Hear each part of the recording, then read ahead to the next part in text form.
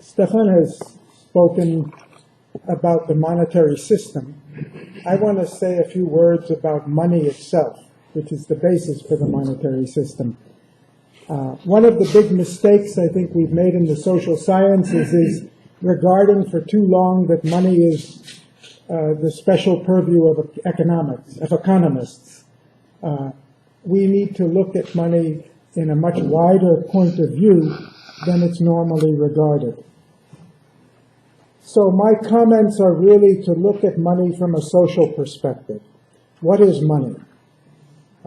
Money is not a thing. Money has no inherent value of its own. Money is a social organization. I would say it's essentially a networking tool. It's a networking tool like language. It enables us to exchange value. It has no value in itself. It's a networking tool like the internet.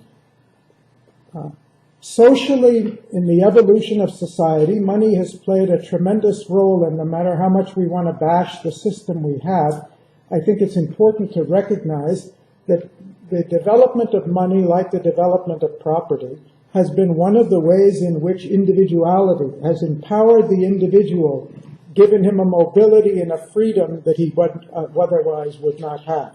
In traditional societies without money, it's very difficult for people to change their status. It's very difficult to change their position. But we're in a society where you can forget birth, you can forget where a person comes from or what their parents were. If money comes, it gives access to social mobility. So no matter if we have problems with money, we should also understand that money has been a powerful instrument for the development of the society, even for democratization and human rights. Doesn't mean we don't have problems with it. It's important to realize money has no inherent value outside a social context. You can have all the money in the world. If you're living on a desert island, it has absolutely zero utility for you. Or even if you're in society, if people don't believe that your money is real, if they think it's counterfeit, it has zero value. Everything depends on, it fosters human relationship. But we know that there's another side to it. Money's, because of this capacity for convertibility, money is that which enables us to convert any type of social power into other types of social power. If we have knowledge, which is a form of power, we can convert it into income. If we have political influence, we can convert it into money, or vice versa. If you have money, you can convert it into political influence. You can buy technology with it, or technology can be used to generate money. So money is the great marketplace for transfer and interconversion of one type of social power into another. So the problems we're having with money really boil down to how power is being used in the society. Money is not the problem. The problem is how power is distributed, and money is one of those ways.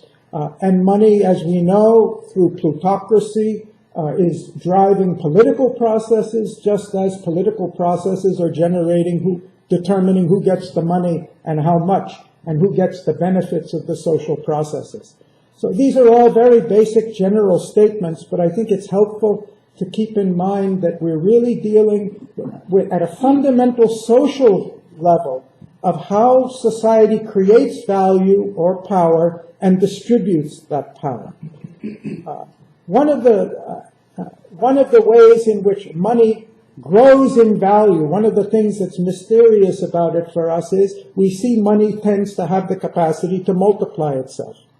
Well, other things multiply themselves. Knowledge multiplies themselves. Technological capacity multiplies themselves. Innovation, many things multiply themselves, but with money we can quantify it.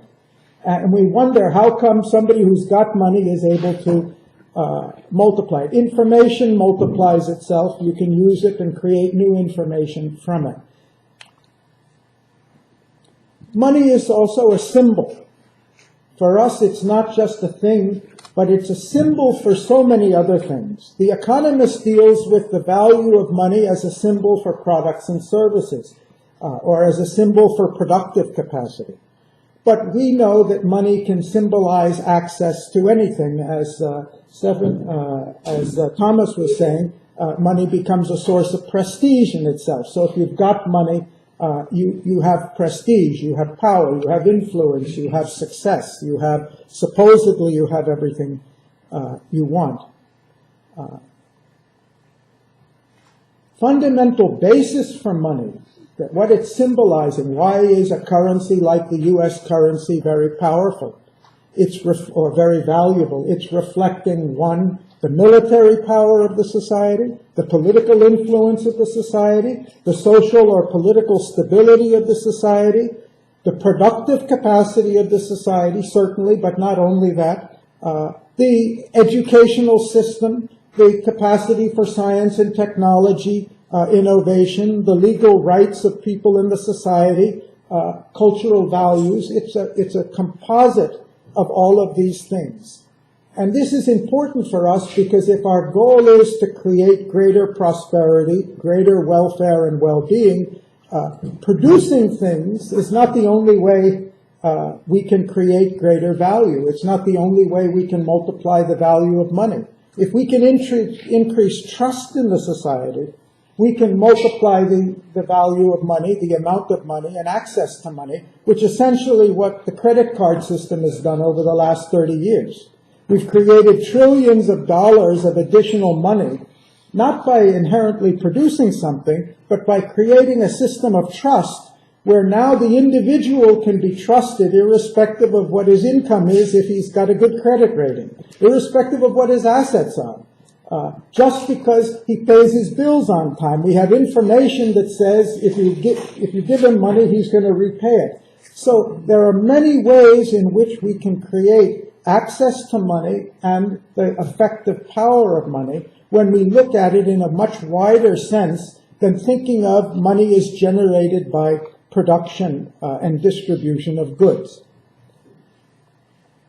So what we have as central banks, which Stefan was mentioning, what they're essentially doing is managing and limiting the way in which money is created under what is very, very largely a myth, that if they don't do that, the value of money will be lost because we all know there was an inflation in Weimar Germany after World War I, and hyperinflation is going to come and destroy the money systems of the world. And the real question is, how much money can we create in society without destroying the stability of the monetary system? And I think the short answer to that is it entirely depends on what you create the money for and how you utilize it.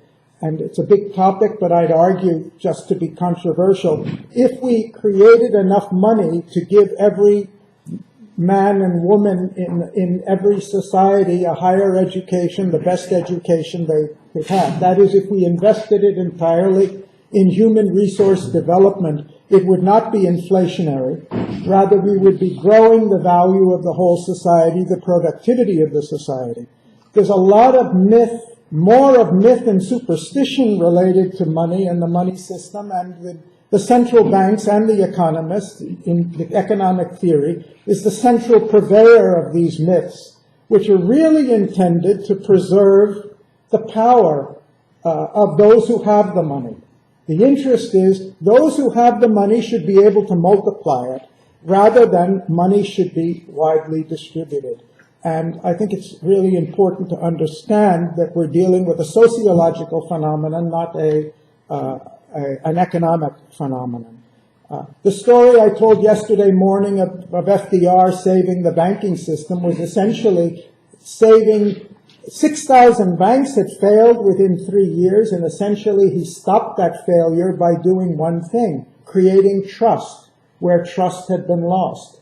Well, if we can create trust to restore a failing banking system, can we not create greater trust in the society that would create more real wealth? When I was growing up, you couldn't get a bank loan to go and get a degree in higher education. Today, in many societies, even in India, if you have an opportunity to go to a good university, get a higher degree, you can get money for it. Why? Because there's a trust that development of that human capital is really creating wealth in the society, and we'll be able to recover it.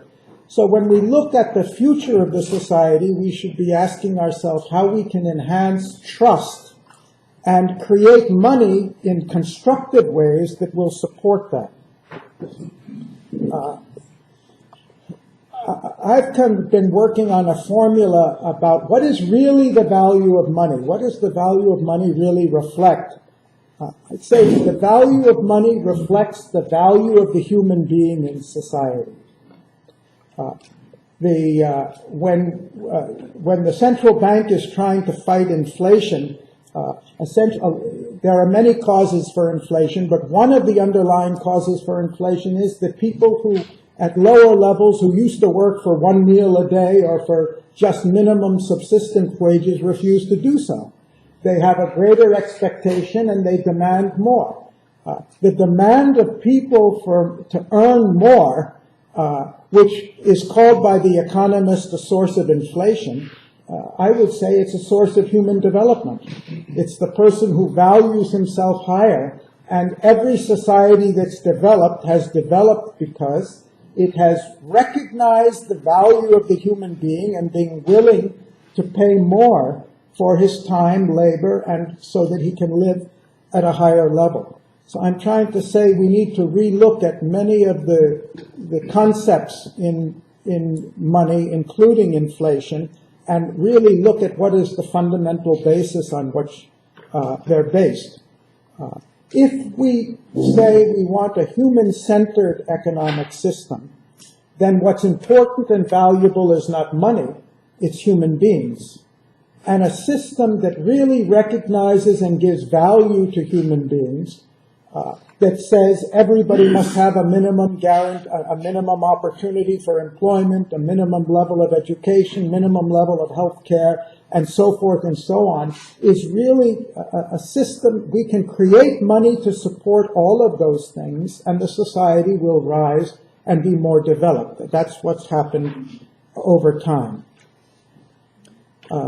So I've been just trying to go through and throw out a few provocative statements, but I've come back at the end to where Stefan was on the financial system.